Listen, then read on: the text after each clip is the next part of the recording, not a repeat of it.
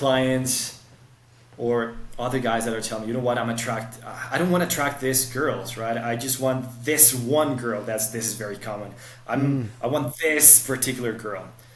But here's the thing, nobody wants what nobody wants. Nobody wants what nobody wants. And this is what I mean with it.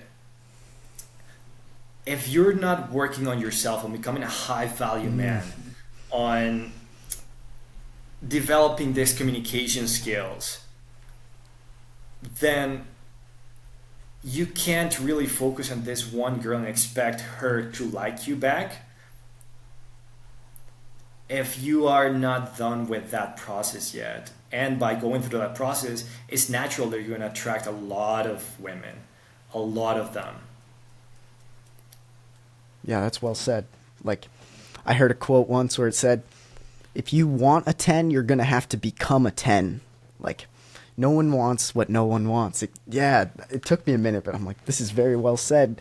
So many people, it kind of reminds me of the thing that I talk about a lot, which is the idea of porn, where it's like, I want a chick with perfect body. Ooh, it's got to check all these things. But then you look over at him and he's kind of like, you know, he's not that good looking. So it's like, and your life isn't that put together. So it's like, maybe you should start grinding on yourself, and these higher quality women will truly flock to you because there's such a huge plethora of weak men out there. So, Yeah. And yeah, that's something very true, because there's a lot being said out there in like the manosphere and other dating coaches, totally. and there's a bunch of information out there, and they saying, you know what, the dating market is chaos, it's worse than ever, and it's basically hopeless. I see that as, obviously it's not good in the big picture, because society is turning away from good things, good values, proficient, capable, strong men. But at the same time, the bar has never been lower, man. Back Totally. in the day, it was relatively easy. I mean, if we go like 50 years ago, um, my parents, for example, that generation, it was very relatively easy compared to this day and age to meet women, to find a good girlfriend, eventually marry her, and build something together. Now it's super difficult, man. But at the same time, that's an opportunity, because not many men understand these concepts. They don't go through this process. So it's very easy to stand out from the rest of the crowd as a man. Yeah, exactly. It's it's like you said, the nuance. I like how nuanced you are and analytical about all this, because I'm kind of similar, where it's like, in the broad view, it's not.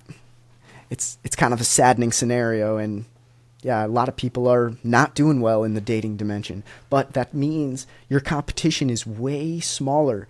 If you go to the gym, and you put in work, you could be one of the most alpha. I don't need to say that word, but men that are competent and confident at the same time, and are, you know, you can become that man in just your habits so much easier than any other time. Like, oh man, I love this topic because I'm so passionate about, like, because I see some people just, they're just living a life that is just not, they have so much more potential, and you can just reach that just in changing your life. And that's exactly what a mentor is so useful for. Like, that's why being vulnerable with your problems, I'm like, I have this deep insecurity. I don't have the confidence to walk up to women. If you don't tell anyone that, and you pretend, good luck. But if you go to someone like Emilio or any person and explain and have a mentor through that, you're going to get through it.